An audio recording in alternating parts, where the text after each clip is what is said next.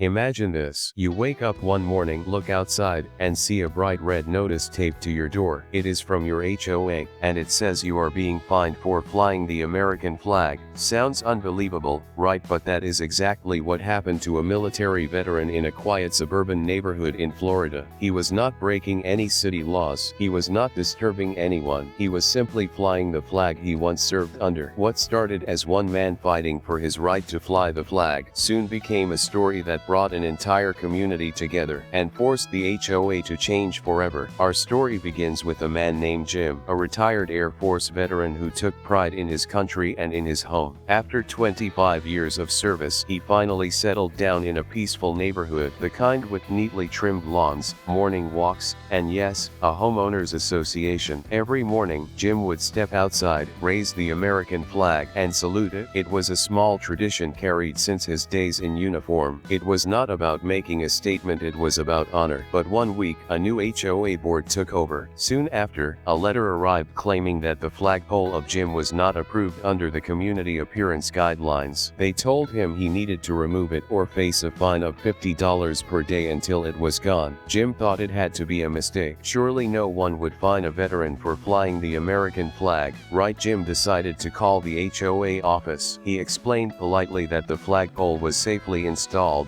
well maintained, and that federal law known as the Freedom to Display the American Flag Act protected his right to display it, but the response he received was cold. The HOA representative said, "We understand your pride, sir, but our rules come first. You will need to take it down." Jim refused. Days later, another notice appeared. This time, an official violation and a $200 fine. Neighbors started noticing. Some whispered, others became angry. One of them, a young couple named Sarah and Mike, knocked on the door of Jim and said, "This is not right. We have seen your flag for years. It is beautiful. You should not be punished for this." Jim smiled, grateful, but he did not want to cause trouble. Still, the fines continued. Then one day, a final warning letter arrived, threatening legal action if he did not remove the flagpole. That was the turning point. Jim decided this fight was no longer only about him. Sarah took a photo of the violation letter and posted it on the neighborhood Facebook group. She wrote, "Our neighbor, a veteran,